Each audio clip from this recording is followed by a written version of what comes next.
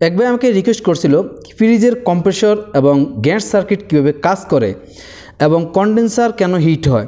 আর এটা আমার ফ্রিজের গ্যাস সার্কিটের ড্রয়িং এবং পাশেই কম্প্রেসর। কীভাবে আপনারা ইলেকট্রিক মানে ফ্রিজের যে ইলেকট্রিক ডায়াগ্রাম এবং ইলেকট্রিক সার্কিট সেটা কীভাবে কাজ করবেন এবং নন ফোর্সড এবং ফোর্স দুটোই কিন্তু আমার দেওয়া আছে এই ভিডিওর ইন স্ক্রিনে আমি দিয়ে দেবো এবং ডিসক্রিপশনে লিঙ্ক দিয়ে দেবো, চাইলে আপনারা সেখান থেকে দেখেও কাজটা করতে পারেন।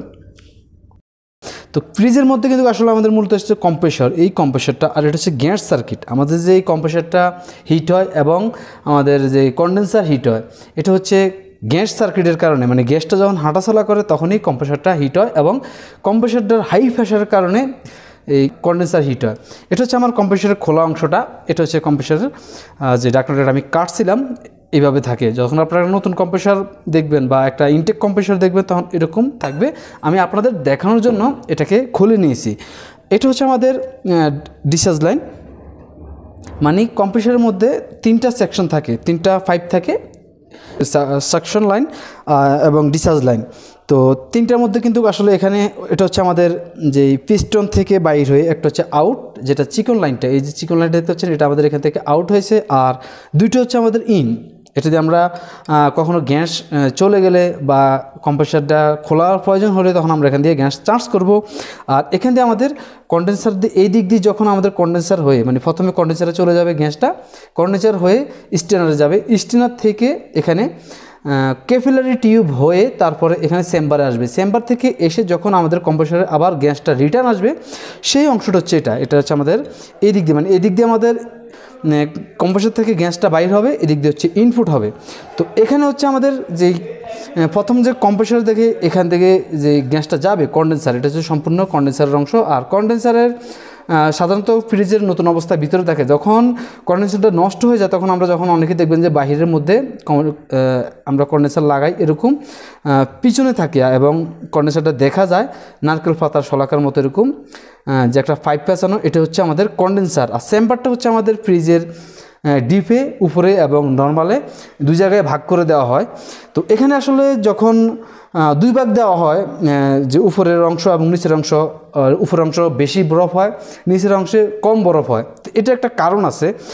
এখান থেকে যখন আমরা এই হাই প্রেশারটা, বিশেষ করে যখন আমাদের কন্ডেন্সারটা গরম হয়, এই যে এখান থেকে যে হাই প্রেশারটা পিস্টনের মাধ্যমে এখানে যে মোটরটা ঘুরে, আমার এটা এইভাবে দেখেন, একটু দেখাতে একটু সমস্যা হচ্ছে, এইভাবে যখন আমাদের কম্প্রেসরটা ঘুরে, ঠিক আছে, ঘুরলে আমাদের এই যে পিস্টনটা দেখতে পাচ্ছেন এখানে মোটর সাইকেলের মতো বা অন্যান্য ইঞ্জিনের মতো, এটা এখান থেকে এটা আপ ডাউন হয়। আপ ডাউন হলে গ্যাসটা কিন্তু এখানে থাকে, গ্যাসটা এখান থেকে নেওয়ার পরে এই দিক দিয়ে পিস্টনের হাই প্রেশারে এসে এই দিক দিয়ে পাইপ দিয়ে কন্ডেন্সারে চলে আসে। এখানে কিন্তু হাই প্রেশার, যখন এই হাই প্রেশারটা থাকে তখনই এখানে এই জায়গাটার মধ্যে কিন্তু গ্যাসটা খুব দ্রুত চলাচল করে। এখান থেকে হাই প্রেশারে আসার কারণে, প্রচণ্ড প্রেশারের কারণে এই কন্ডেন্সারটা, এই যে পাইপটা, এটা গরম হয়ে যায়। এখান থেকে আসার পরে স্টেনারটা এসে একটু স্লো হয়, স্লো হওয়ার পরে মানে প্রথম অবস্থা কিন্তু খুব গরম হয়, এখান থেকে আস্তে আস্তে এখানে স্টেনারে এসে একটু রেস্ট পায়। রেস্ট পাওয়ার পরে এখান থেকে যখন স্টেনারে এসে রেস্ট পায়, মানে স্টেনারটা কিন্তু বড় থাকে পাইপের তুলনায়, স্টেনারটা ছোটো, এটুকু ছোটো হলেও কিন্তু এটা মোটা, যার কারণে গ্যাসটা এখানে এসে রেস্ট হয়। রেস্ট হওয়ার পরে এই গ্যাসটা কী করে এই ক্যাপিলারির মধ্যে আবার এখান দিয়ে যেহেতু প্রেশারটা আসতেছে ক্যাপিলারি দিয়ে বাইর হয়। তো এখানে কিন্তু আমাদের আবার এখানে কিন্তু হাই প্রেশার দিতে হবে, মানে স্পিড বেশি দিতে হবে, যার কারণে আমরা এই ক্যাপিলারিটা ব্যবহার করি, যেটা একেবারে খুবই চিকন একটা পাইপ। যদি আমরা এই ক্যাপিলারিটা ব্যবহার না করি তাহলে আমাদের এখানে প্রেশারভাবে গ্যাসটা আসবে না, যার কারণে আমরা এই প্রেশারটা এখানে না আসলে এখানে বরফ জমবে না।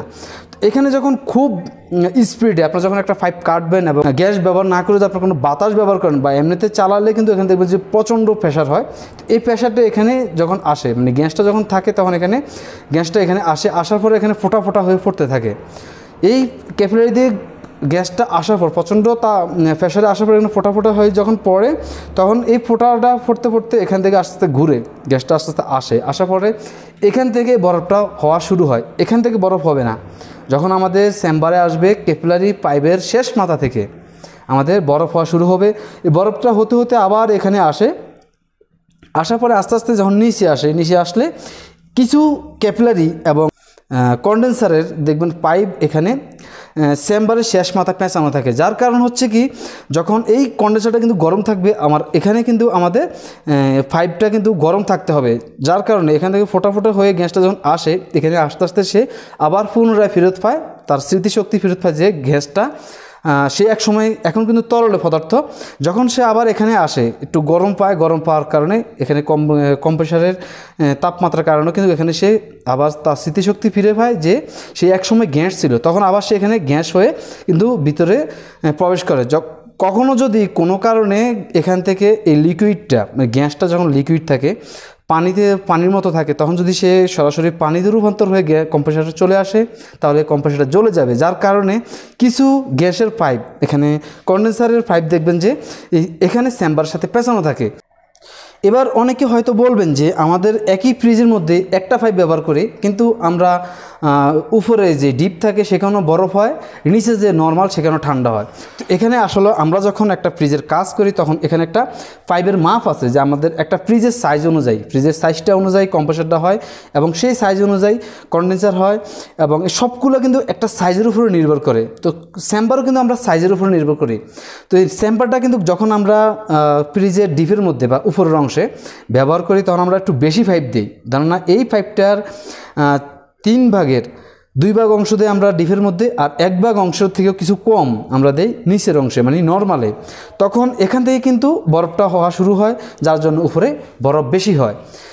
আর আরেকটা কথা কি, এখানে আমরা যেই এই ক্যাপিলারি টিউব ব্যবহার করছি, এই ক্যাপিলারি টিউব কিন্তু একটা মাপ হয়, আর বিভিন্ন গ্যাস অনুযায়ী আপনার কম্প্রেসারে যদি এখানে 134 গ্যাস ব্যবহার করে থাকেন তাহলে আপনার এই যে পাইপটা ক্যাপিলারি পাইপটা সেটা কিন্তু আপনার 134 পাইপ অনুযায়ী হবে। যদি আপনি 600A ব্যবহার করেন মানে 600 গ্যাস ব্যবহার করেন, সেক্ষেত্রে কিন্তু আপনার এই যে ক্যাপিলারিটা সেটা কিন্তু ওই আপনার গ্যাসের উপরে নির্ভর করে ক্যাপিলারিটা হবে।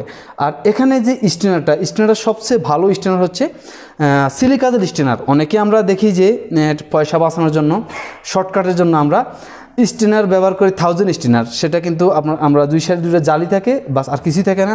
আর যেটা সিলিকাজেল স্টেনার সেটার ভিতরে কিন্তু সম্পূর্ণ একটা সিলিকাজেল থাকে যেটা গ্যাসটাকে ছাঁকে, মানে একটা ছাঁকনি দিয়ে আমরা যেরকম পানি ছাঁকি এরকম এই গ্যাসটা কিন্তু এই সিলিকাজেলটা ছাঁকে, তাহলে আমাদের গ্যাসটাও অনেক দিন টিকে এবং ফ্রিজটা ভালো থাকে এবং কম্প্রেসারটাও আমাদের অনেক দিন টিকে। তো এটা হচ্ছে কিন্তু আমাদের গ্যাস সার্কিট, মানে একটা রেফ্রিজারেটরের গ্যাস সার্কিটের যেই ডায়াগ্রামটা হচ্ছে গ্যাস সার্কিটের। আর ইলেকট্রিক সার্কিট নিয়ে আমার ভিডিও দেওয়া আছে, এই ভিডিওর শেষ ইনডিসক্রিপশনে আমি দিয়ে দেবো, এবং আমার প্লেলিস্ট আছে, প্লেলিস্টে দিয়ে দেবো, আপনারা চাইলে সেখান থেকে দেখে নিতে পারেন। আশা করি বুঝছেন। তারপর যদি কোনো কিছু বুঝতে সমস্যা হয় অবশ্যই কমেন্টে লিখবেন। আজকের জন্য এ পর্যন্তই, বাই বাই, টাটা, সালাম আলাইকুম।